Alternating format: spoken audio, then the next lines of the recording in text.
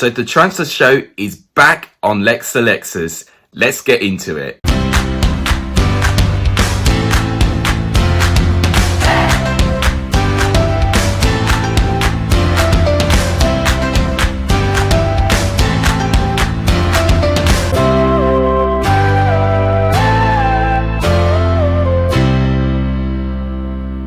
What's up everyone, welcome back to a brand new video on the channel. I'm very excited to get the transfer show back onto this channel. We've got a couple of confirmed deals that I'm going to quickly discuss, and we've got a handful of rumours already circulating around just before the Euros kicks in next month. If you guys like what you see, please make sure you do give this video a like. It does tremendously help the channel. Please subscribe. If you haven't done it, it would really make my day. Let's try and push to 600 subscribers as soon as we can. It'll really make my day. And please share my channel as well. It's how I'm going to grow in popularity. If all of you can do that, that would really make my day. With any further ado, let's start the transfer show of 2021-2022. So we've got a couple of confirmed deals that I do want to quickly delve into. First, Mengi of Derby, of course, the defensive midfielder that Derby got on loan for Manchester United. He's now returned back to Manchester United. It looks like Derby are not going to be able to get a deal out of him. Tete, of course, Norwich City legend you can almost look at. He's left Norwich now because he did announce earlier in the last season that he was going to retire. He's now joined to Rosenborg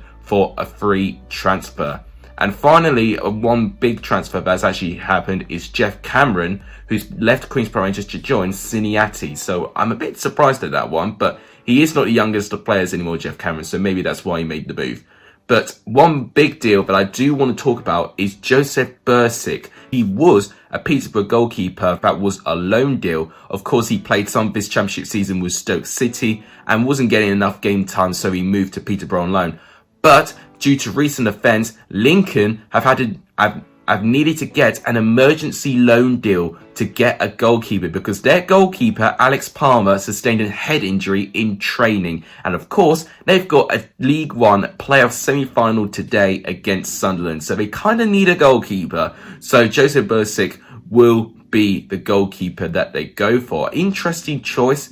And I do think with the experience he's had in the championship, you know, maybe a good signing for Lincoln. So that's all the confirmed deals going on. Now we go on to the rumours, and there's a couple of interesting sources and rumours to say the least. We'll start off with newly promoted Watford, and they are interested in AC Milan winger Jens Peter Haug. Now, I've seen him a little bit actually in the European stage, and he does look a very good youthful young player. Very quick. And he will join Zinkenalgo actually, because they've actually both played in Bodo Glimt, which is a Norwegian club. Could we see a reunion there? So maybe that could add a bit of an appeal to Jeb Peter Haug, but that's going to be a real insane deal. And the move could definitely be in the mix whether AC Milan qualify for Champions League football. They're currently 4th place in Serie A right now. They do, however, have got an away game against Atalanta as their final game of the season. Ideally, they need to win that game to confirm Champions League football. Another rumour that's gone round is Lewis Ferguson, the Aberdeen midfielder, also linking a move to Watford. Now, apparently, according to The Sun, for what I've seen, that they would need to bid for around 2 million for him. And to be honest with you, I don't really see him playing too many games. And would he be adaptable to Premier League level? I'm not too sure. I mean, he's decent. I definitely would say he could definitely get a move up to Celtic or Rangers. But would the Premier League be a step too far for him? Let me know, guys, what you think in the comments. Another player that I'm familiar with who's been linked is Ike Ugbo. Now, Fulham, Watford, Schalke, Sassuolo and Genk are linked with him. And he's been a Chelsea player who's been at the club for around 10 years, actually. I think it would be around 10 years. He's had 4 loan spells, including one in Germany this year.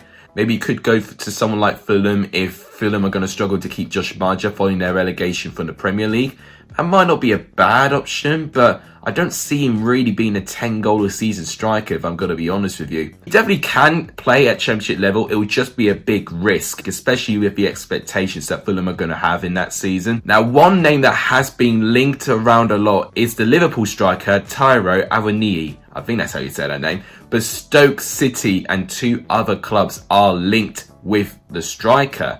Now, his career has also been a career I have been looking at a little bit, along with Ike Ugbo, who has spent a lot of time in his former club like Liverpool.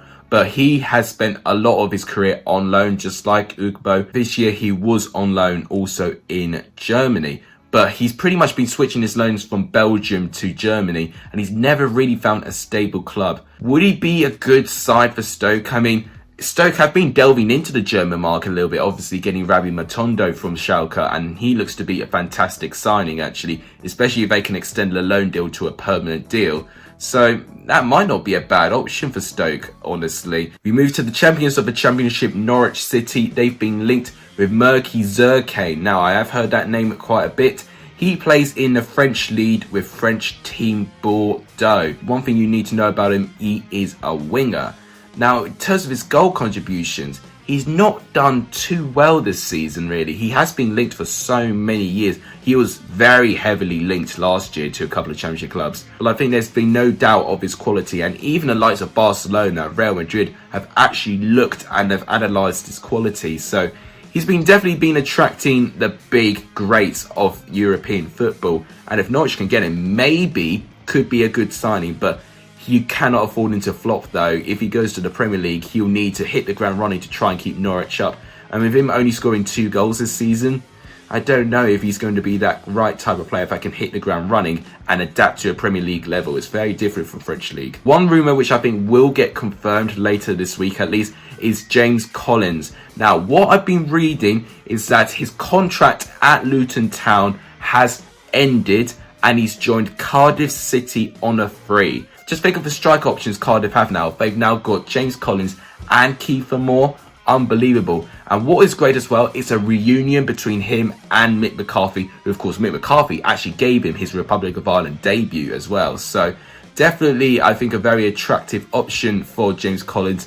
Now, whether Mick McCarthy will have 2 up front or maybe he'll just double between Moore and Collins is interesting, but definitely a big signing for Cardiff when it gets confirmed. And talking about Luton Town, they are going to go on a max exodus as it looks like, because Sonny Bradley and Matty Pearson, their centre-back partnership, have been linked with a move away. Sonny Bradley has rejected to extend his contract at Luton Town. A load of clubs interested, including Ipswich and Preston. I can actually see him going to either one of these clubs actually. I could see him if he was to take the step down back to League One. I could definitely see the attractiveness of them having a new owner, then maybe playing under Paul Cook as well. But Preston as well, with the potential that they've got, the young players that they got, they can definitely be a good signing from there. And Matty Pearson has also been linked with Preston, but he's also been linked with Huddersfield Town as well. Now, I don't see Preston getting both of those centre-backs. I'd be very surprised if they can get both of them. Huddersfield, I think, will be a good signing for Matty Pearson, actually. Because, to be fair with Huddersfield, they've not been that good at the back. They've had quite a few defensive signings. Of course, they got Richard Keogh and Naby Sarr in the previous window. But maybe as someone like Matty Pearson could definitely increase the quality. And he's someone who I definitely rate at the backs. And in terms of Preston, of course, defensively, they struggled with not having Patrick Bauer for most of the season. And I think getting a couple more strong defensive options and of course filling the void of Ben Davies, who they've lost in the January transfer window, then maybe that might be a good signing for them as well. The next rumour is on Queen's Park Rangers' goalkeeper Joe Lumley. Of course, he was #1 last year. This year, he's not been getting too much game time because Senny Dieng has honestly been unbelievable in goal. But he's been linked with Middlesbrough, Millwall and Coventry, which has been interesting.